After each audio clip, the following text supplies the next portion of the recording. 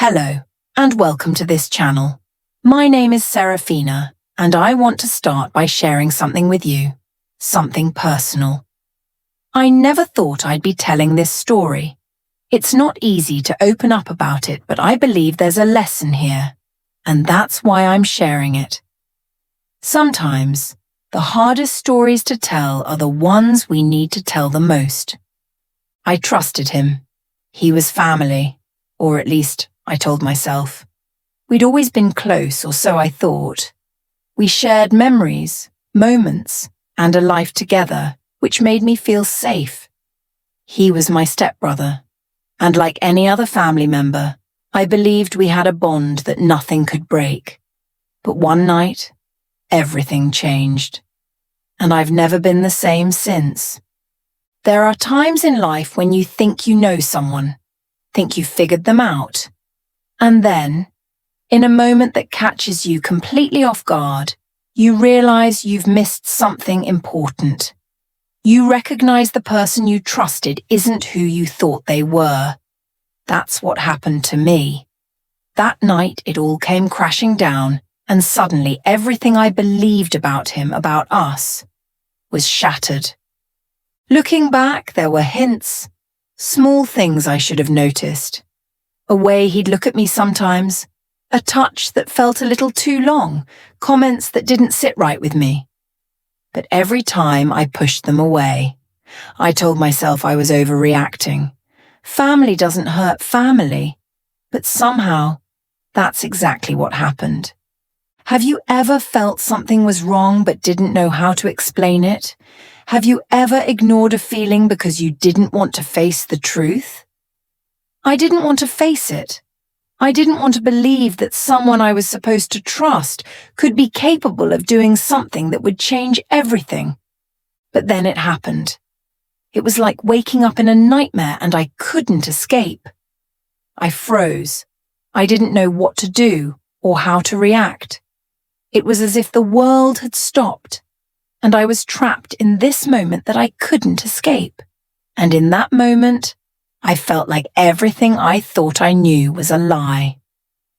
What do you do when you realize that the person who was supposed to protect you, who you thought would always have your back, betrays you in the worst way possible? When you feel stuck, like there's no way out, and you can't even trust yourself to know what's real anymore? Maybe you've been there.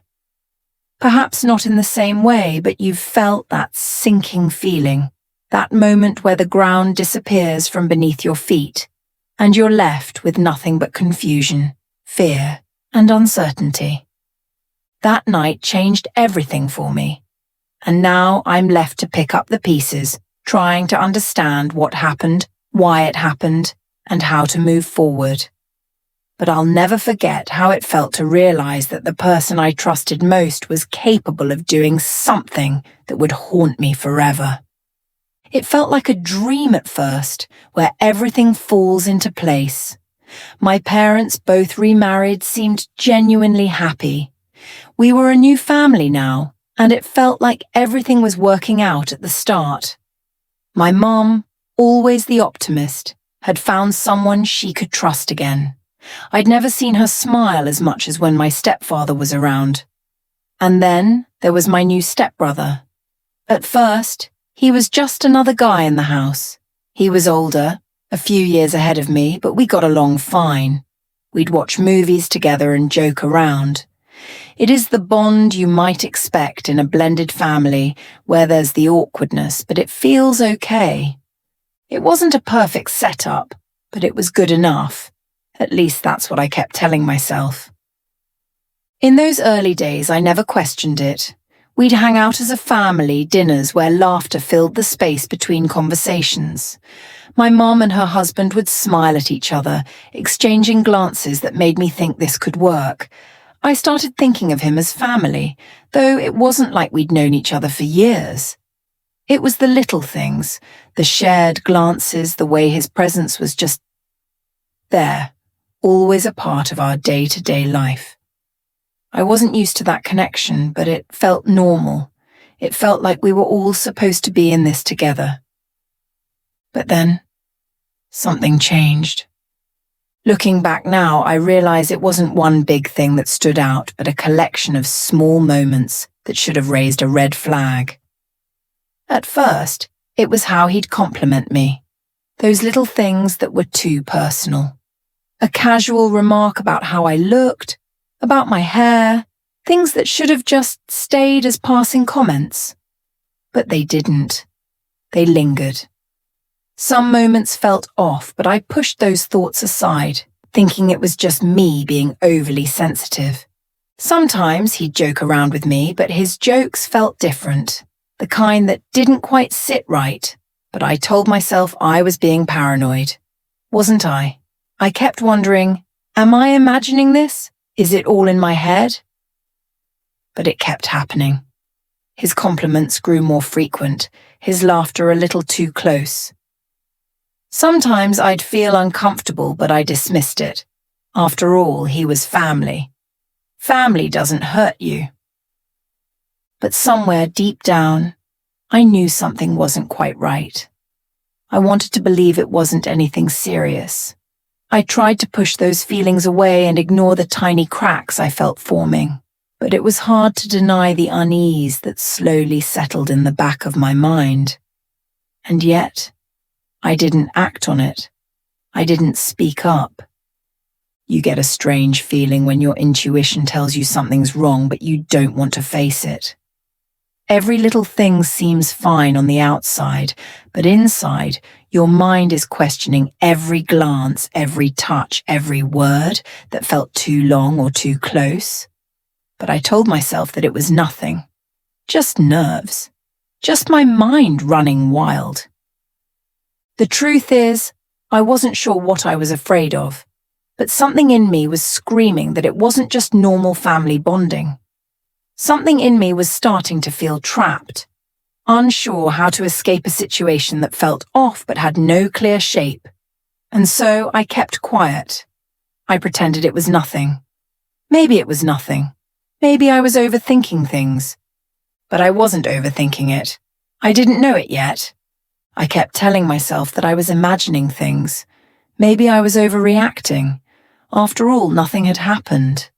But something about how he'd look at me sometimes, how his jokes seemed to hang in the air a bit too long, didn't sit right. I started feeling trapped in my thoughts, questioning everything but unable to speak out. The more I tried to convince myself that I was just being paranoid, the worse it became. I couldn't stop noticing the subtle touches and how his voice would soften when he spoke to me. It wasn't obvious, but it was enough for me to feel like something was changing. It wasn't like the other times we'd laughed together or hung out as a family. This felt different, colder somehow. We'd often sit together on the couch watching TV, but it felt like there was an invisible line between us now. It was as though every moment was charged with something unsaid. One evening, as we were all laughing at a random conversation, my stepbrother's arm brushed against mine. A small thing. Just a little movement, but it lingered too long. I tried to shift, to give myself some space, but he followed, inching closer without seeming to notice. I looked over at him, my heart racing. His eyes met mine for a second, and in that moment, everything changed. There was a look, something that didn't belong there. For a split second, I felt like I was suffocating, like everything was closing in on me. I quickly turned my attention back to the TV, pretending nothing was happening. It didn't seem like much. But why couldn't I shake the feeling? And then, that night, as I was heading upstairs to my room, he was waiting for me at the top of the stairs. The hallway light cast long shadows across the floor, and for a moment I thought I imagined him standing there.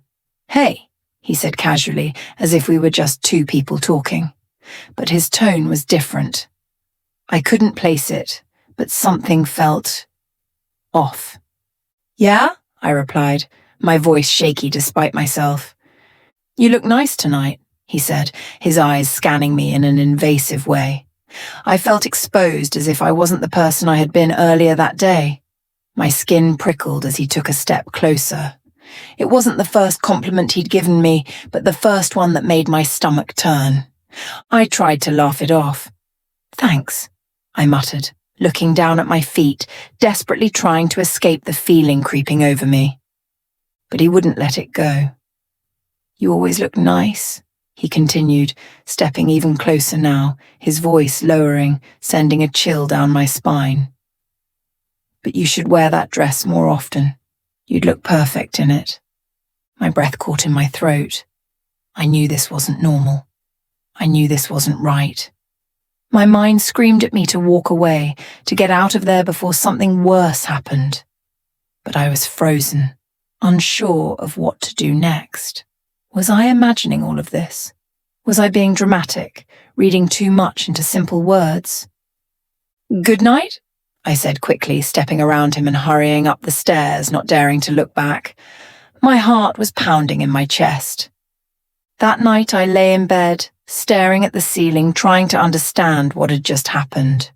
Was I overthinking it? Was he just being friendly?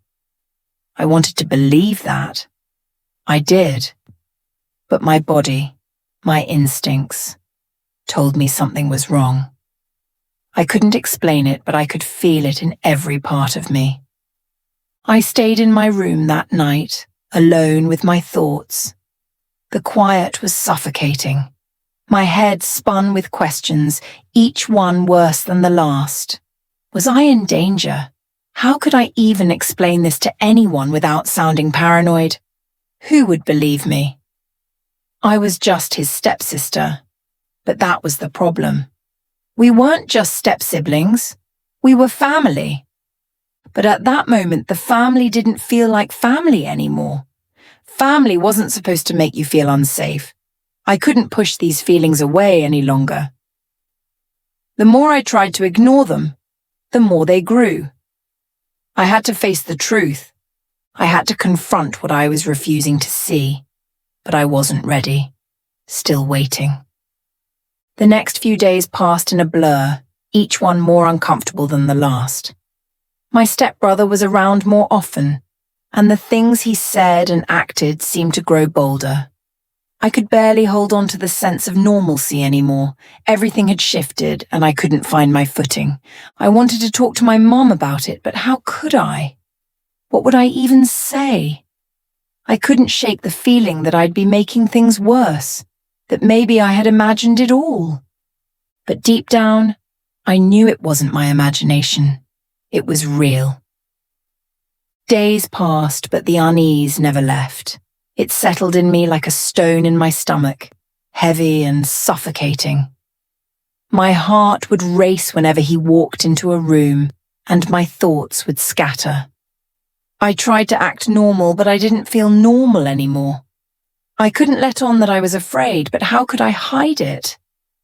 My stepbrother would smile at me at dinner, his expression innocent, as if nothing had changed. His jokes were louder now, more frequent, as if trying to make me forget the discomfort he had planted in my mind.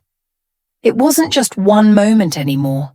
It was every glance, every word, every gesture, all loaded with something unspoken. He was testing me, pushing me, and I didn't know how to stop him.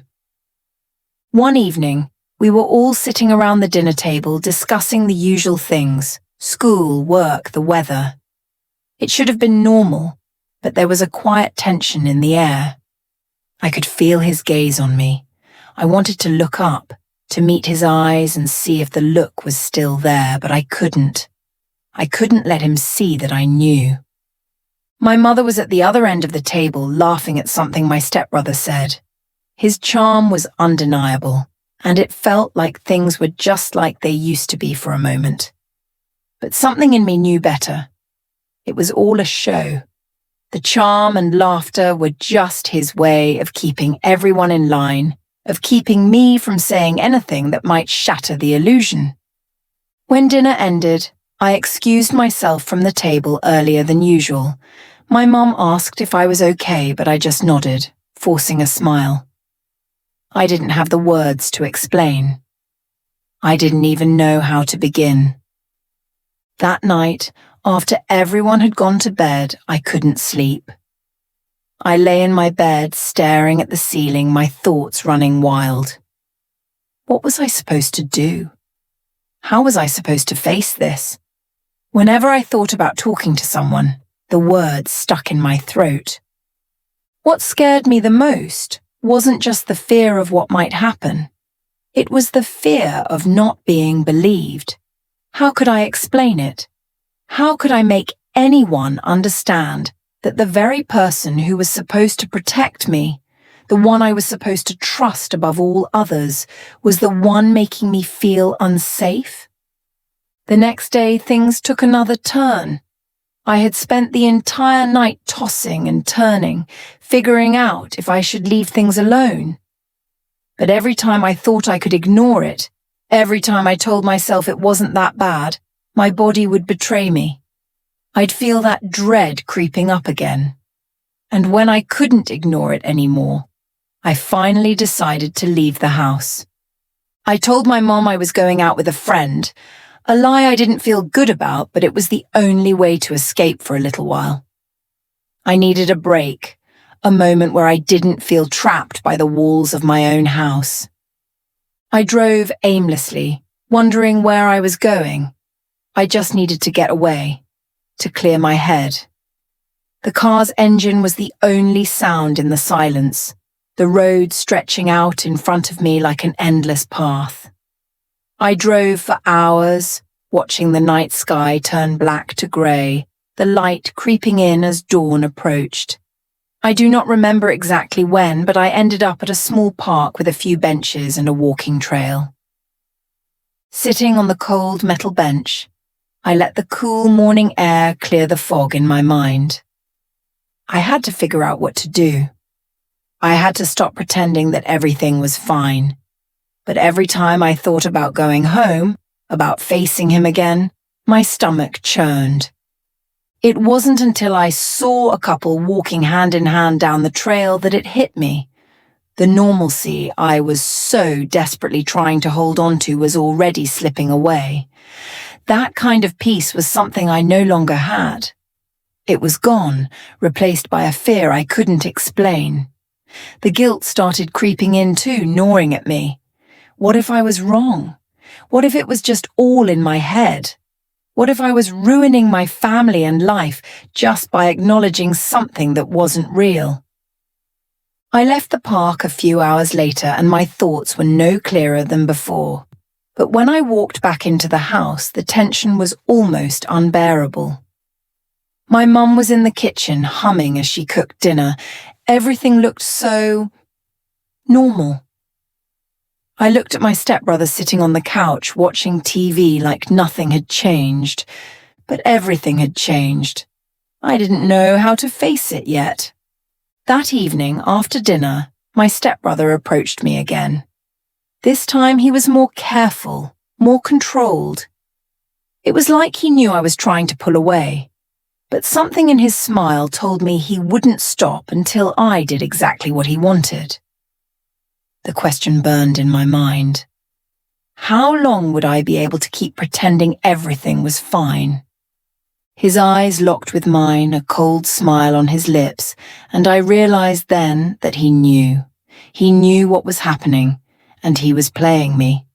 I wanted to scream, to tell him to leave me alone, but my voice was trapped inside me. And so I stayed silent, unsure of what to do next. The house around me felt suffocating, like the walls were closing in. How had everything gone from normal to this? When had I lost control? I wasn't sure how long I could keep pretending I was okay. I wasn't sure how much longer I could hold on to the family I once knew. The truth was, I couldn't ignore it anymore. Something needed to change. But what could I do when I felt like I was losing everything? Would anyone believe me? Or would I always be the one left questioning myself? The thought gnawed at me. The suffocating silence in the room pressed against my chest like a weight I couldn't escape. I was caught in the moment. My body was frozen, and my mind was a whirlwind of disbelief. It was all happening too fast but too slow at the same time. The room felt like it was shrinking around me, and I couldn't breathe.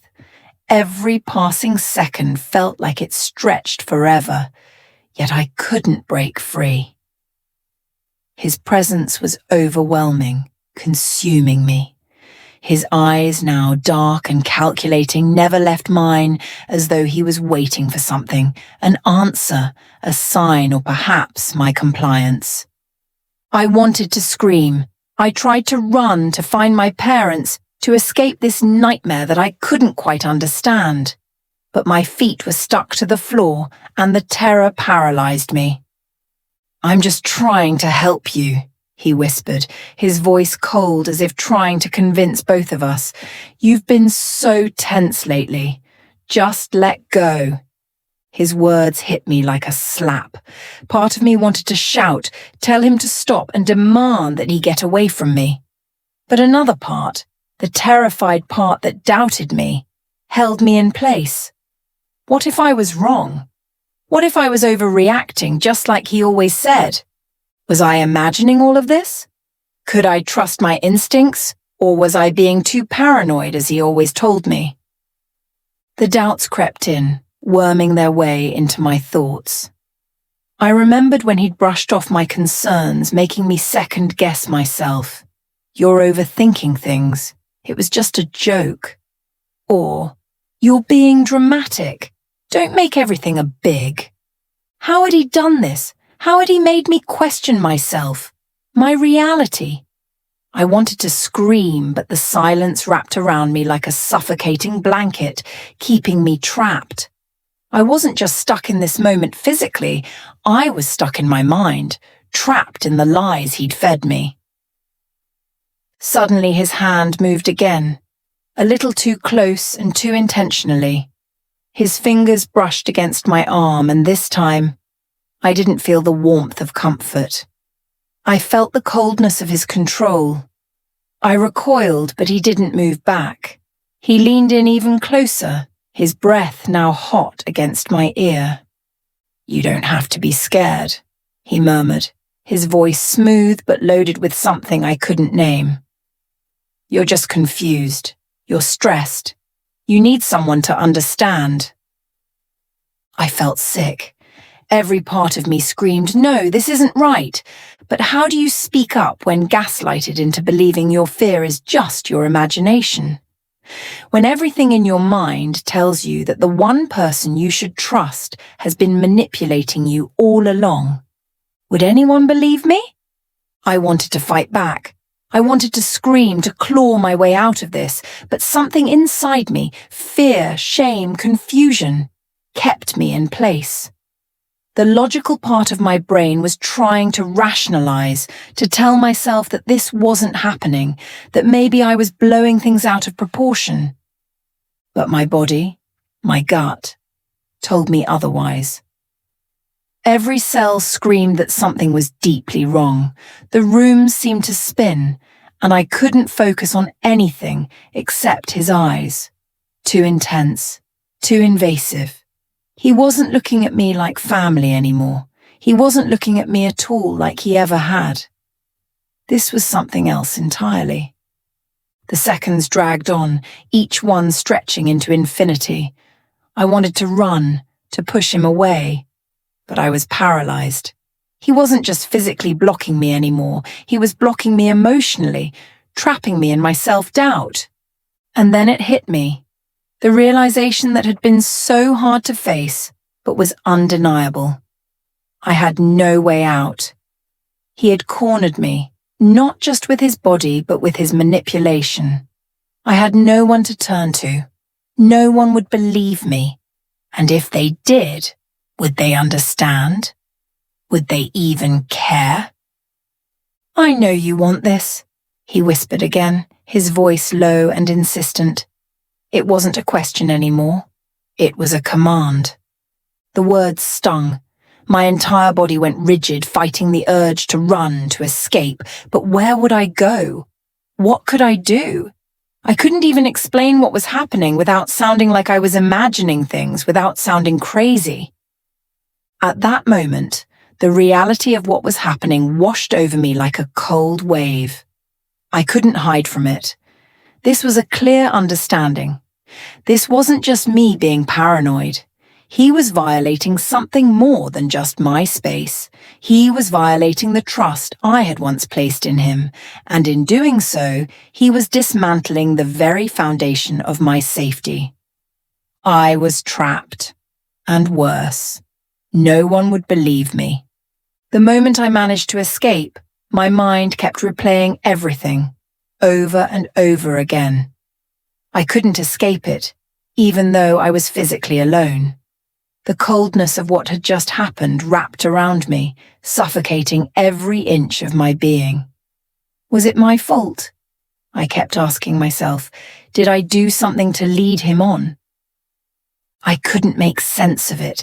Every small detail, every comment, and every look replayed in my mind like a never-ending loop.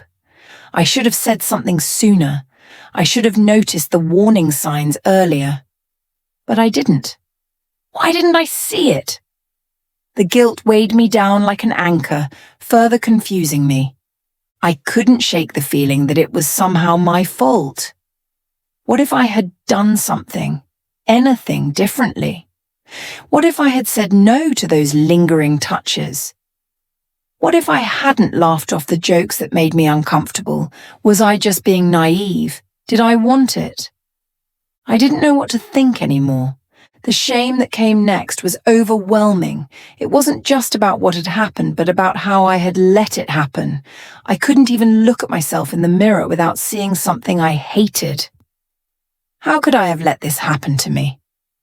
I should have stood up for myself and screamed, but I hadn't. And now I was left with the consequences of my silence. But who could I tell? Who would believe me? I kept replaying that question in my head over and over again. What if I told someone? What if it tore the family apart? What if my parents never saw me the same way again? What if they blamed me? What if they chose him over me? I didn't even know where to begin, and the weight of that silence only grew heavier with each passing day. I couldn't bring myself to talk to anyone about it. The fear of being judged and accused of ruining a family over something that might seem like nothing to them kept me from speaking out. So I kept it inside, bottled up where no one could see it, but where it constantly ate away at me. I became a stranger to myself. I withdrew from everything that used to comfort me, my family, friends, and life. I couldn't bear the thought of facing him again and seeing him act like nothing had happened. It felt like he was pretending everything was fine, pretending to be the person he once was, but I couldn't look at him the same way anymore. Every time he smiled and spoke, all I could hear was the voice telling me this wasn't right, and I hated myself for not doing something sooner. I started to avoid family gatherings. I stayed in my room longer than I ever had before. Being in the same room as him made my skin crawl. I couldn't even sit at the dinner table without feeling his presence looming over me, even though he never said anything that might give me away. It was like he knew I was avoiding him, yet he played along as if nothing had changed. But I knew. I could feel it whenever he was near, even if I didn't speak. I wasn't just withdrawing from him. I was withdrawing from everyone, from the people who might have noticed that something was off, from the people I could have trusted with the truth. I didn't want to talk to anyone. I didn't want anyone to see what I was hiding. I didn't want anyone to look at me the way I was looking at myself. I felt trapped. The walls I had built around myself seemed to grow higher and higher with every passing day. And no matter how hard I tried, I couldn't escape the feeling that something had been broken, something that could never be fixed again. As the days passed, I felt I was suffocating in the silence. The weight of everything was beginning to crush me. I kept replaying that night, searching for an answer I didn't have. But somewhere along the way, something inside me began to shift. I started to realize that I couldn't keep blaming myself. It wasn't my fault. I didn't ask for this. It wasn't my fault that I trusted someone who turned out to be someone I never expected, or allowed myself to be manipulated, convinced that I was overthinking things. But as time passed, the truth slowly became clear. I had been betrayed. I had spent so long questioning myself, wondering if I had missed something, if I had led him on in some way. But I finally understood. It wasn't me. It was him. He was the one who crossed the line.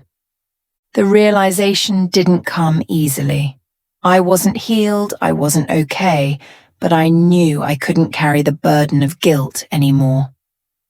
It was time to let go of the shame and confusion. It wasn't easy though, because as soon as I let myself accept what had happened, I was confronted with a new battle. What now? I still needed to find out who I could trust. What if I spoke out and no one believed me? What if I ruined everything? Would I be the one to tear the family apart? Would anyone ever look at me the same way again? If I say something, will it help? The weight of that question was like a stone in my chest. I wanted to speak out, tell someone and ask for help. But what if it only made things worse? What if I found myself even more alone than before?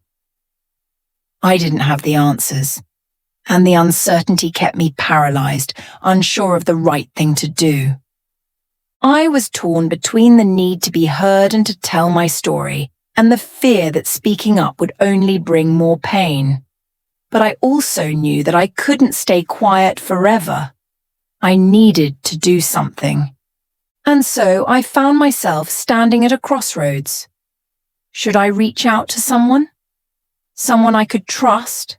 Someone who could help me process all of this? Telling the truth was the first step towards healing. Or it wasn't. Silence may be the safer route. Perhaps I will never be able to speak about this again. As the weight of these thoughts pressed down on me, I realized there wasn't an easy answer, not one that would give me peace immediately. It would take time to trust again, time to heal. But for now, I had a choice. I could stay silent, keep the secret inside, or finally take a stand and speak out. The choice was mine to make. And as I stood there trying to find the courage to decide, I knew one thing for certain. Whatever I chose would change everything. And so I waited, holding on to the truth, unsure of what tomorrow would bring, but knowing that I would have to choose one day. Would I speak out? Or would I stay quiet, keeping the truth locked away? Only time will tell. Now that you've heard my story, I want to hear from you. Have you ever been trapped in a situation where you didn't know what to do? How did you handle it? Sometimes it's difficult to understand the right decision, especially when your emotions are all over the place and you feel alone. Would you speak out or stay silent if you were in my shoes? Would you find the courage to share your truth? Or would the fear of consequences keep you from saying anything? Let me know in the comments. I'm curious to hear your thoughts because your perspective might differ, and that's okay. We all have our ways of dealing with things. I know it can feel like you're alone in situations like this, but you're not. Your story might help someone who's going through something similar. Let's create a space to support one another, share our experiences, and learn from one another. Sometimes, the hardest part is just knowing that you're not the only one.